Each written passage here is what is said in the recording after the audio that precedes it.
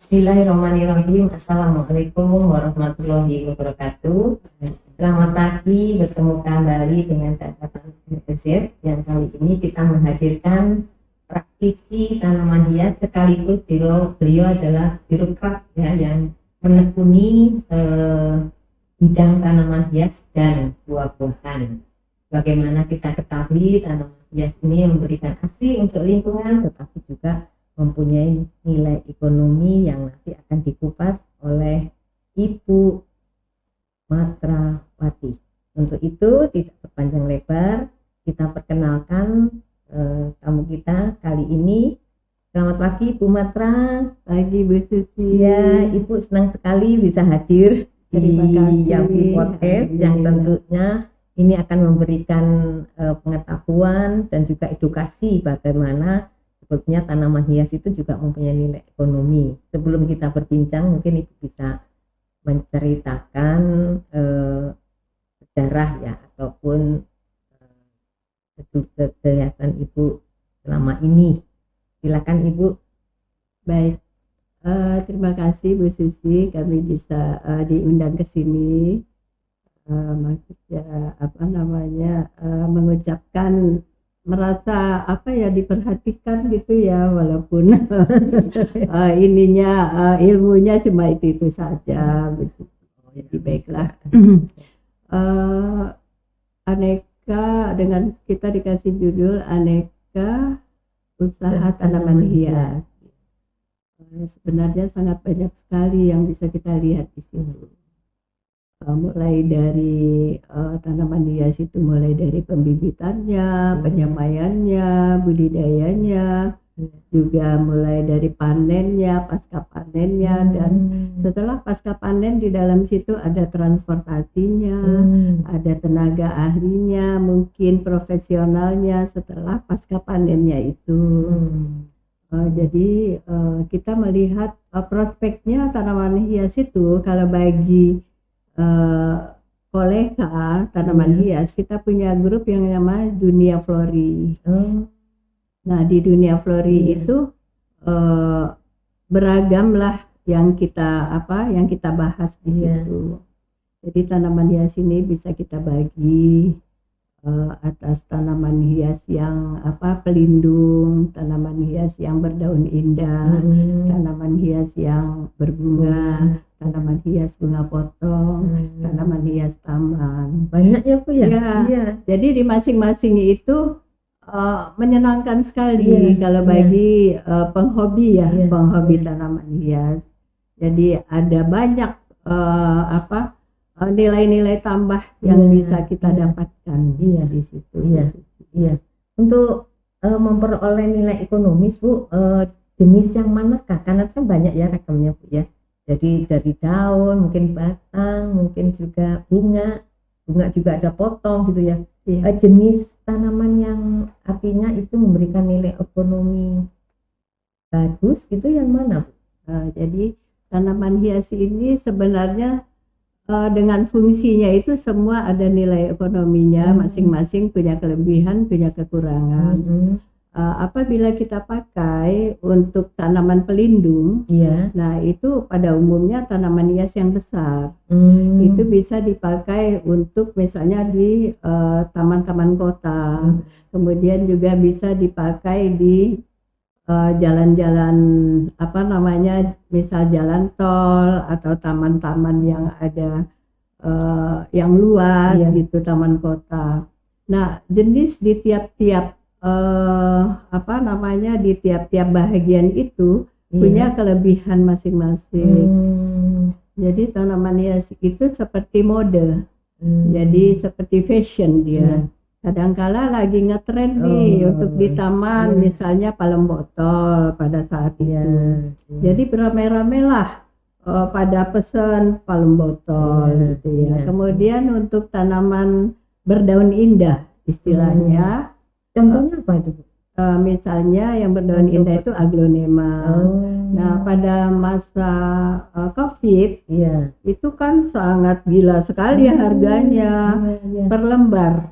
Jadi untuk beli aglo yang jenis tertentu, jenis premium, bisa 150.000 per lembar. Kalau kita beli yang baru 5 yang 5 daun itu ya. Nah itu udah 750.000, padahal itu cuma bunga kecil. Karena apa? Karena itu lagi lagi ngetren, apapun dibeli sama para pencinta ya Bu. Bu, apakah ngetren untuk tanaman itu ada yang memprovokasi gitu ya Bu? Maksudnya dia mempunyai tanaman tersebut terus ingin meningkatkan nilai dari tanaman yang dia itu yang dia apa? Ya itu kadang ini ya kita nggak bisa juga, tren itu kadang mafia juga.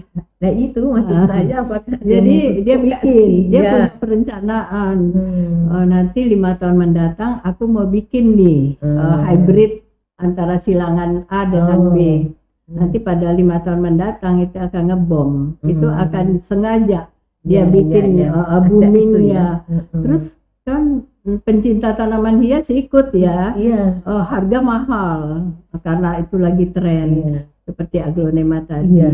Dulu juga pernah sebelum COVID itu anthurium. Nah, anthurium gelombang cinta lah namanya. Anthurium macam-macam namanya. Itu kalau nggak salah satu pohon bisa 1 mobil CR-V terjual. Yang dilihat adalah bukan daunnya. Jadi kan dia berbiji, punya kuncup gitu ya. Itu di dalam kuncup-kuncup gitu ada biji-biji. Biji itu udah dihitung sama pembeli, sama pembiakannya. Ini aku hitung nih satu pohon nih misalnya 5.000 itu paling murah kan. Dikali bayangkan itu berapa ribu pohon, berapa ribu biji yang ada di situ. Makanya dia berani.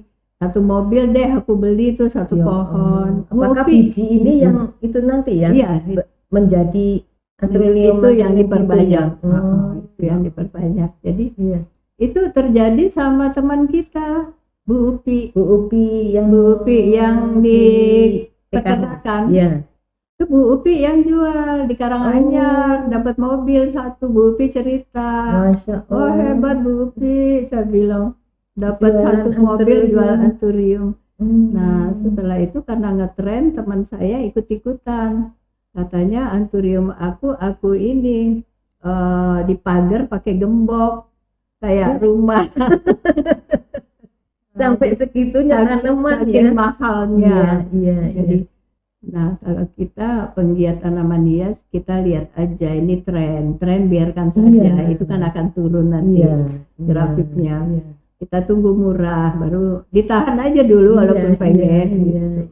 Ya itu tadi Bu, mungkin karena ini diorganisir ya untuk jadi mahal, untuk jadi ngetren, sehingga mungkin yang mengorganisir tidak 1-2 Bu, sehingga untuk merangsang teman-teman yang beli dia jual tinggi tapi belum tentu dia beli kan tapi sudah blow up gitu ya. Jadi dia kan ada persatuan tanaman hias, ada persatuan perangkai bunga, mereka kan punya persatuan semua. Mereka kadang-kadang kalau nggak salah yang paling terkenal itu aglonema itu Bapak Greg itu kan dia selalu bikin ini baru nih, ini paling baru, bisa beli puluhan juta, tapi mau tuh yang beli puluhan juta itu karena dia membiarkan.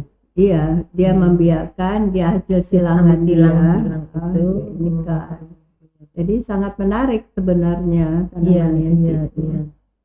Tapi tadi yang untuk pelindung tadi jenisnya apa nama tanamannya Bu? Kalau untuk pelindung yang tanaman hias untuk pelindung itu pohon pelindung itu misalnya pohon mahoni yang pinggir-pinggir jalan. Terus lihat juga jalannya, misalnya flamboyan, ketapang itu kan. Nah itu yang diperhatikan juga, apakah nanti sampahnya daunnya banyak berguguran. Nah itu juga satu kriteria pemilihan, dilihat lokasi. Kejadian kita di Depok, kita lihat bunga untuk di jalan bougainville kan. Iya. Bougainville emang cocok untuk di panas 100%. Panas, iya. Jadi di flyover itu Bu Susi kalau lewat Iya. kan ada bougainville di tengahnya ditanam. Itu saya protes ke DKP 3. DKP 3 itu Dinas Ketahanan Pangan dan Pertanian Perikanan kan kalau di Depok. Kok bougainville-nya tidak cepat dipangkas? Lahannya kecil kan, kiri kanan kan orang lewat. Nah kasihan nanti motor kena duri atau anaknya kena duri. Nah seperti itu harus diperhatikan. Ya, terus Ibu sebagai perwakilan juga ya di saya kebetulan ikut di KTNA kan. Iya. Jadi ada bisa ngasih tahu ke ketuanya, oh itu tolong dong kasih tahu. Tapi jawabannya begini Bu Susi, itu bukan kita yang ngadain, orang bekerja. Lah di situ fungsinya pertanian di situ. Saya yang bilang lebih ngerti kan ngerti. Lebih ngerti itu tadi penempatan terus jenis itu ya. Mana yang berbahaya, mana yang aman, mana jenisnya. Juga di pas bikin jalan tol yang di bawah di Margonda, Bu Susi pernah lihat kan, di atasnya kan ada pagernya, terus di dinding-dinding kan ditempel bunga dengan potnya. Itu saya bilang juga pakai media apa itu Bu, yang pakai plastik oasis. itu ya, oasis ya itu namanya. Saya bilang, kok sirih gading sih yang ditaruh di situ? Kenapa emang Bu? 3 hari nanti mati, saya bilang. Kenapa Bu? Nah itu kan tidak boleh. Karena panas matahari 100% langsung gosong. Jadi itu bukan di tempatnya mereka naruhnya. Oh gitu ya. Ya begitu. Berarti harusnya ada rembukan, sama-sama dibahas gitu kan ya. Supaya tepat dan sesuai ya Bu ya dengan medianya dan tidak merugikan. Tidak buang-buang uang kan jadinya. Jadi ketahuan banget. Saya bilang ini apaan deh Dinas Pertaniannya, saya bilang. Mungkin harus aja saya ngomong. Artinya harus ada tim ya Bu ya. Selain tim mungkin petugas dari Pemdanya juga harus ada yang paham kolaborasi, ada mengenai kerjasama. Kalau di pusat kan kementerian tuh memang khusus ya Bu, hortikultura tuh dibagi ada tanaman hias dan tanaman buah. Jadi memang ininya di situ ada bagiannya. Bagiannya memang benar-benar paham gitu ya Bu ya. Sayang banget ya Bu ya. Nah, jadi alasannya begini, kebetulan dia ketua KTNA. Saya bilang itu yang begitu-gitu itu katanya yang iniin Bapeda. Kita nggak bisa. Nggak tapi begitu dong. Kan ada di situ tuh sebagai ininya. Saya bilang emang jobnya ya Bu ya. Emang jobnya. Ya nggak tahu lah. Tapi peluang tanaman hias ini menurut Ibu peluangnya ya, artinya peluang itu tidak hanya dipakai sendiri ya untuk rumah supaya indah, tapi peluang untuk usahanya bagaimana Bu menurut Ibu? Saya melihat pada saat ini sebenarnya udah 2 kali terjadi ya. Ada peraturan waktu itu zamannya Ibu Bustanil Arifin yang punya Taman Bunga Nusantara. Pemerintah kalau nggak salah bagian apa sih waktu itu menyatakan jangan memberi rangkaian bunga. Karena rangkaian bunga atau bunga hadiah merupakan hadiah atau orang tanda duka cita itu mubazir katanya. Berontak, kita berontak. Jadi Bu Bustanil Arifin kan waktu itu Pak Bustanil masih kepala Bulog, kan masih berkuasa ya bisa. Kita rapat terus katanya gini. Itu banyak rantai yang putus di situ. Yang nanam bunga itu kan petani. Petani itu kan nanti ada pasar. Antara petani dan pasar kan perlu transportasi. Terus kemudian di pasar dia ke pasar nanti ke tukang bunga. Iya. Dari tukang bunga Ada nanti pengumpul enggak ke kalau flor bunga? ada. Ya, Ada kadang juga. ada, kadang langsung. Langsung. Nah, itu dari tukang bunga nanti ke floris. Kan masing-masing ini ya.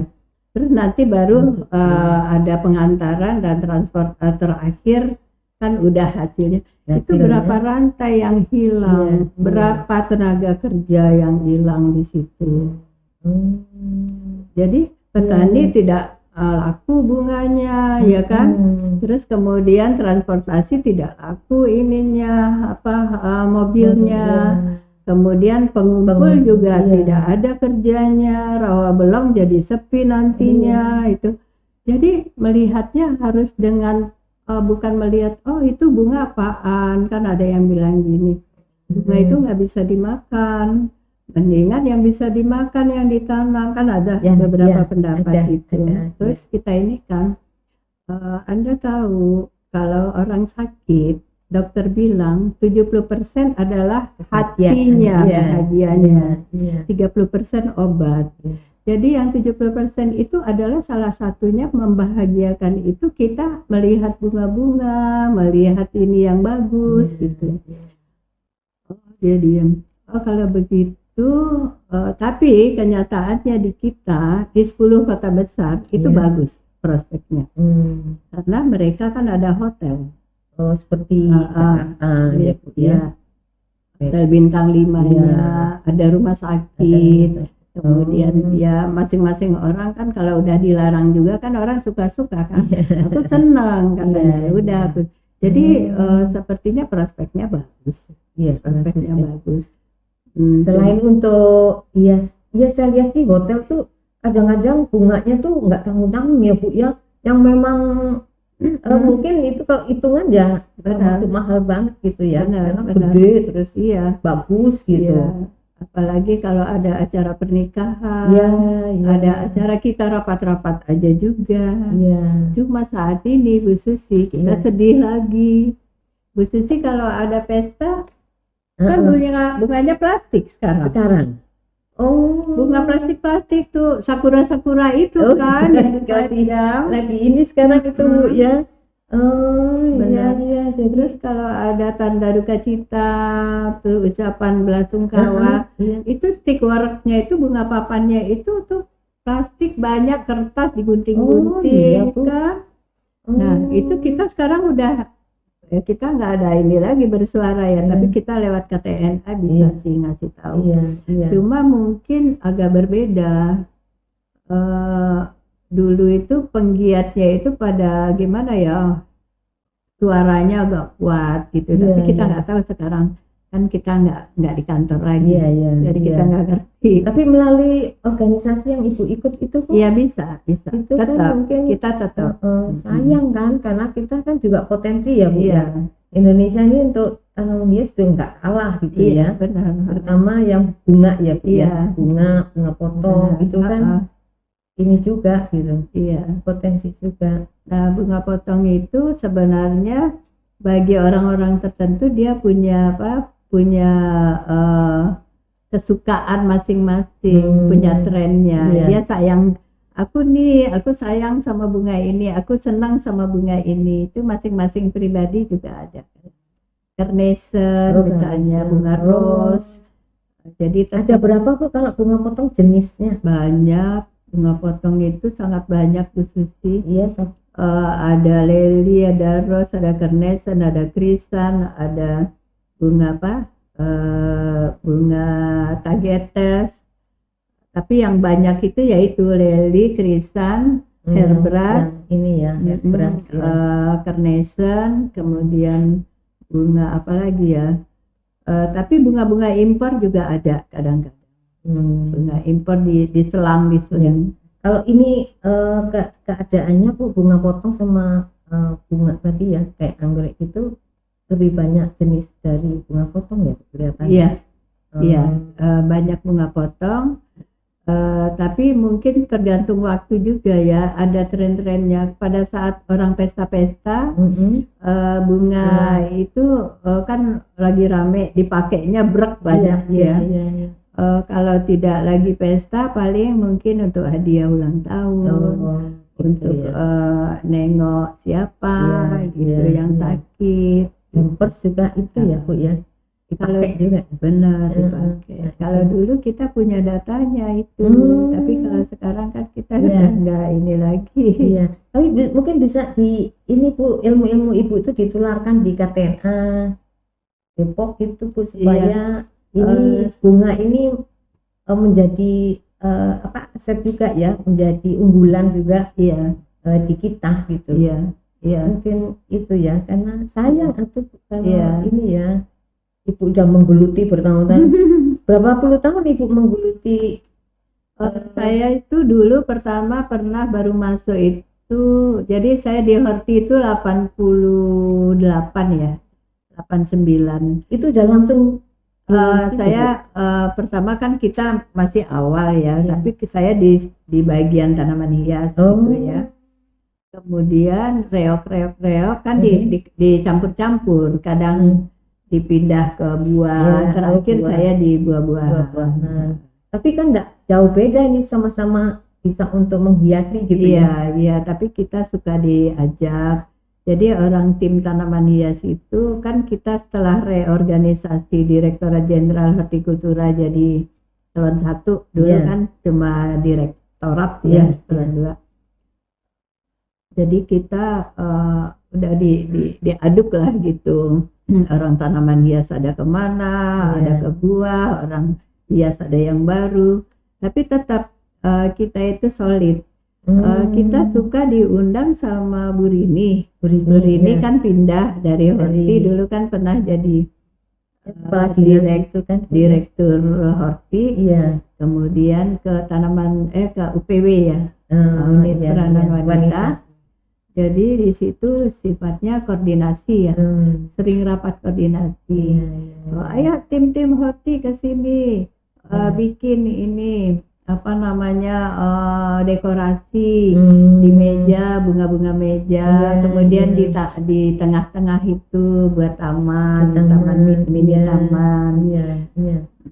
Juga kita juga sering, jadi yang membahagiakan link kita itu. Jadi teman kita suaminya ambil spesialis dokter di RSCM. Kalau udah mau tamat kan suaminya sering seminar. Kalau seminar pasti ada bunga. Kita bikin korsase kan. Korsase itu banyak tuh untungnya. Oh gitu ya Bu. Iya, harga orang modalnya cuma satu. Bunganya apa biasanya korsase? Dendrobium. Oh, anggrek ya, anggrek yang Iya. Nah, terus kita kan itu satu-satu banyak untuk berapa ratus orang ya, rame-rame tuh kita kerjain. Terus nanti udah keluar, oh udah nih udah cair, gituin kan sama teman dari suamiku, kita makan rame-rame. Jadi di situ itu senang banget tuh, ada objekan gitu kan ceritanya. Jadi gitu. Oh jadi bisa untuk korsase ya, bunga itu. Selain dirangkai, bisa dirangkai, terus bisa buat stick warak, bisa bunga papan. Oh bunga papan, ucapan selamat. Terus bisa juga buat ya kita hadiahkan berupa rangkaian. Nah ini kalau untuk rangkaian ini menarik sekali, Ibu sebagai juri ya, sering jadi juri rangkai bunga. Ini kira-kira pandangan Ibu menilai keselarasan ataupun yang berhasil tuh apa Bu? Kalau Ibu sebagai juri nih ya, kan ini banyak nih perangkainya, ada yang buat seperti ini. Nah Ibu melihatnya apa yang memang itu menjadi kriteria gitu Bu? Ya, jadi kriterianya sebenarnya dari awal itu mungkin kalau kita juri kan menerima apa yang sudah ditentukan oleh pengurus. Misalnya di Wali Kota Depok waktu itu pengurusnya mengkriteriakan minimal biaya tidak boleh dari 50.000. Karena apa? Kalau dibebaskan biayanya itu orang kan beli yang bagus-bagus gitu kan ya. Jadi kalah nanti. Terus atau boleh kriterianya bunga taman, bunga di tanah sendiri, di rumah sendiri. Nah terus ada lagi kriteria bebas. Nah, jadi macam-macam.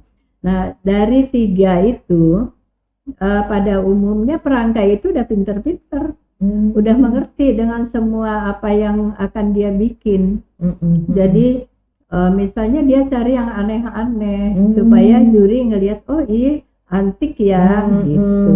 Anggrek misalnya, dia cari anggrek yang langka dan cantik, terus nanti dia kombinasi sama daun yang seperti plastik gitu. Terus dia cari juga Dracena, kan cantik. Nah itu dia sebenarnya saya lihat para perangkai itu sudah banyak tahunnya. Jadi kita tinggal gini aja, lagi jeli aja ngelihatnya gitu kan. Ada aturan kalau merangkai itu. Tapi kadang-kadang ada aturan ditabrak ya. Yang penting cantik gitu kan. Ya kalau keterbatasan anggaran coba Bu, kan anggrek nggak boleh tuh 50 ya. Kalau ini jadi satu rangkaian.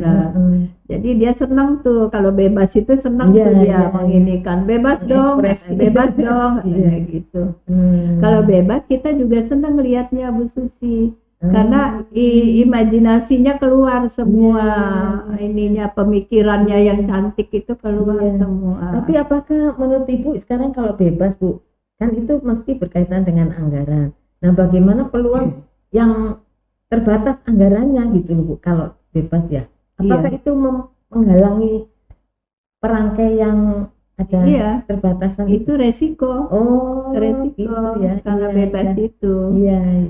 Dia kan juga mungkin berusaha mencari yang aneh apa sih? Nah pada umumnya mereka itu pinter juga, walaupun bebas mereka bukan yang mahal, yang unik. Terus mereka rangkai kecombrang. Kecombrang kan bagus. Itu bagus tuh idenya, benar. Terus oh iya bagus, dia combine sama ini sama apa gitu, jadinya cantik. Tetap aja ininya, idenya itu ada. Jadi nomor satu idenya. Karena kalau kecombrang kan sayur ya Bu ya. Kecombrang termasuk jenis sayur bukan? Atau termasuk jenis? Kecombrang itu seperti apa ya? Heliconia gitu loh. Seperti bunga pisang-pisang. Yang merah-merah gitu. Yang bulat gitu. Jadi itu memang jenis itu sebenarnya sejenis ya. Itu kan sebenarnya kecombrang itu di tempat aslinya itu masih kuncup. Itu kita buka. Kalau dibuka lucu dia. Nah, jadi ada yang begitu, pintar mereka itu. Jadi memang ini ya, artinya apakah itu menurut Ibu itu memang ada seninya ya, jadi harus punya jiwa kreatif ya, harus punya seni sehingga dia imajinasinya tadi itu bisa.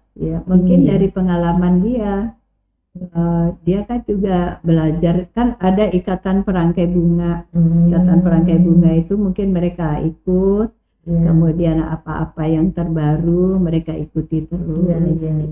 Bu, kalau jenis tanaman hias itu berarti tadi itu ya Bu ya, ada yang bunga, ada bunga potong, daun, tanaman hias berdaun indah. Terus kalau yang kayak batang-batang yang kecil itu bukan termasuk tanam hias, kan suka jadi seliting gitu ya kalau ada merangkai terus. Itu baby bread.